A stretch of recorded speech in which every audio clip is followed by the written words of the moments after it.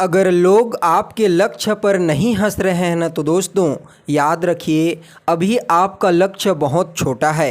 लक्ष्य ऐसा बनाओ कि 4 लोग हमेशा उस पर चर्चा करें। नमस्कार दोस्तों, मैं ज्योतिष आचार्य वासुदेव मिश्रा आपका अपने चैनल एस्ट्रोलॉजिकल फैक्ट्स में हार्दिक अभिनंदन करता हूं। दोस्तों आज का यह ज्योतिष का कार्यक्रम आप लोगों के लिए मिथुन राशि वाले जातकों के लिए बेहद ही ज़्यादा खास और विशेष रहने वाला है। आज हम बात करेंगे ग्रहों के सम्राट सूर्य देव के राशि परिवर्तन प्रभाव के बारे में। जी हाँ दोस्तों, ग्रहों के राजा सूर्यदेव 17 सितंबर को अपनी मूल त्रिकोण राशि सिंह राशि को छोड़ करके अपने पुत्र बुध देव की उच्च राशि कन्या राशि में प्रवेश कर चुके हैं। तो ऐसे में जानने का प्रयास करेंगे सूर्य देव का यह राशि परिवर्तन आप लोगों के लिए, मिथुन राशि वालों के लिए कैसा रहेगा। आपके जीवन में सूर्य देव अपने इस गोचर काल के दौरान आपको क्या परिणाम प्रदान करेंगे। आपकी कुंडली में आपकी नाम राशि के आधार पर सूर्य का गोचर आपके लिए किस भाव में होने वाला है, कहां पर उनकी दृष्टि पड़ेगी और पूरे 30 दिनों तक आपको क्या परिणाम देने में सक्षम रहेंगे, हर एक जानकारी पूरे विस्तार के साथ आपको बताएंगे।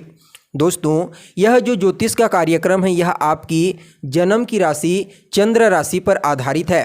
अगर आपको अपनी जन्म की राशि मालूम नहीं है तो आप इसे अपनी प्रचलित नाम राशि के आधार पर समझ सकते हैं। और अगर आप अपनी जन्म कुंडली पर हमसे परामर्श लेना चाहते हैं तो वीडियो के डिस्क्रिप्शन बॉक्स में और वीडियो के अंदर आपको नंबर मिल जाएगा, जहां से आप संपर्क करके अपनी जन्म कुंडली पर परामर्श ले सकते हैं।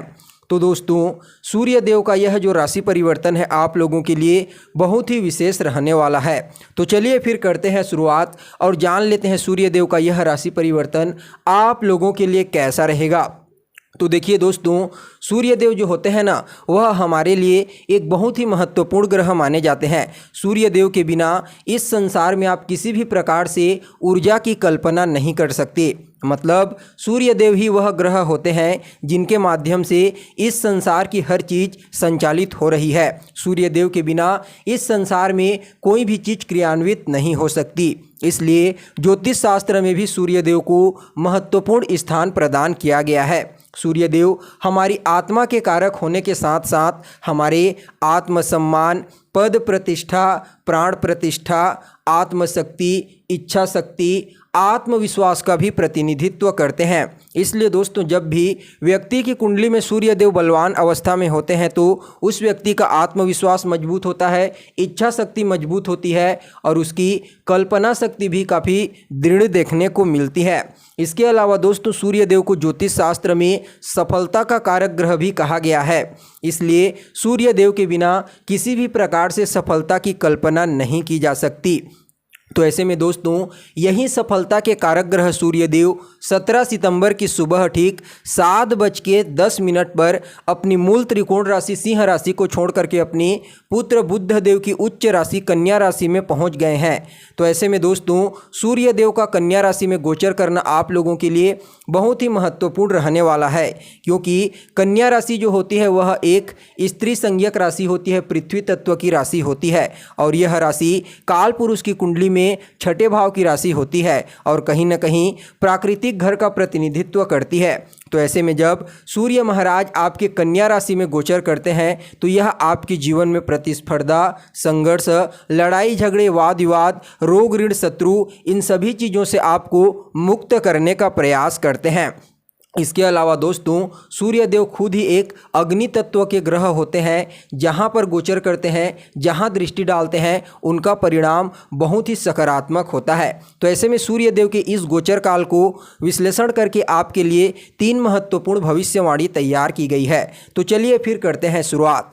तो देखिए दोस्तों, आप लोगों के लिए सूर्य देव आपके पराक्रम भाव के अधिपति बनते हैं और इस समय आपकी कुंडली के चतुर्थ भाव में गोचर करेंगे और पहले से ही चतुर्थ भाव में मंगल महाराज गोचर कर रहे हैं और सूर्य देव की सप्तम दृष्टि आपके कर्म क्षेत्र पर देखने को मिलेगी। तो ऐसे में दोस्तों आप लोगों के लिए पहली भविष्यवाणी आपके तृतीय भाव से संबंधित है, पराक्रम भाव से संबंधित। तो देखिए सूर्य देव जो होते हैं वह आपके पराक्रम भाव के स्वामी बन करके आपके चतुर्थ भाव में गोचर कर रहे हैं। तो इस समय आपके पराक्रम में वृद्धि देखने को मिलेगी, साहस में वृद्धि देखने को मिलेगी और आपके अंदर निडरता की भावना देखने को मिलेगी। इसके अलावा इस समय आप आत्मविश्वास से परिपूर्ण रहेंगे और अपने साहस के बल पर बहुत सारे कार्यों को बड़ी आसानी से आप पूरा कर लेंगे। साथ ही साथ दोस्तों जो तीसरा भाव होता है वह कहीं ना कहीं आपके कम्युनिकेशन स्किल्स का भाव भी होता है। तो ऐसे में सूर्य देव का तीसरे भाव के अधिपति बनकर के चतुर्थ भाव में गोचर करना आपके कम्युनिकेशन स्किल में भी वृद्धि करने वाला साबित होगा। साथ ही साथ रिश्तों में तीसरा भाव आपके छोटे भाई बहनों का प्रतिनिधित्व करता है। तो इस समय आपके छोटे भाई बहनों को भी विशेष रूप से सफलता प्रदान करेंगे। चतुर्थ भाव में गोचर करते हुए सूर्य उन लोगों को भौतिक सुख संपदा प्रदान करेंगे। यानी कि कुल मिलाकर के देखा जाए तो तीसरे भाव से संबंधित सभी सकारात्मक परिणाम की प्राप्ति आपको सूर्य के इस गोचर काल के दौरान प्राप्त होने वाला है, यानी कि 17 सितंबर से लेकर के 17 अक्टूबर के बीच में।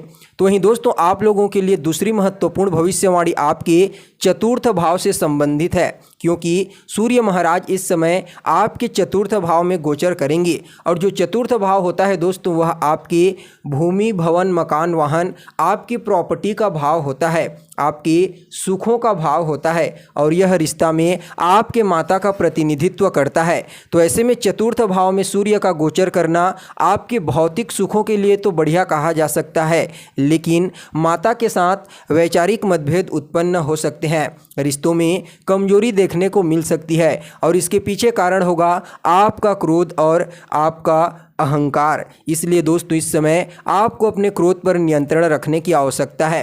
लेकिन अगर आप किसी भी प्रकार का कोई वाहन खरीदना चाहते हैं, मकान खरीदना चाहते हैं, प्रॉपर्टी खरीदना चाहते हैं तो सूर्य देव का यह गोचर काल आप लोगों के लिए बहुत ही उत्तम साबित होगा। इस समय आप अपनी माता के नाम पर मकान, वाहन, प्रॉपर्टी या फिर कोई भूमि खरीदते हैं तो निश्चित रूप से उसमें आपको लाभ की प्राप्ति होगी।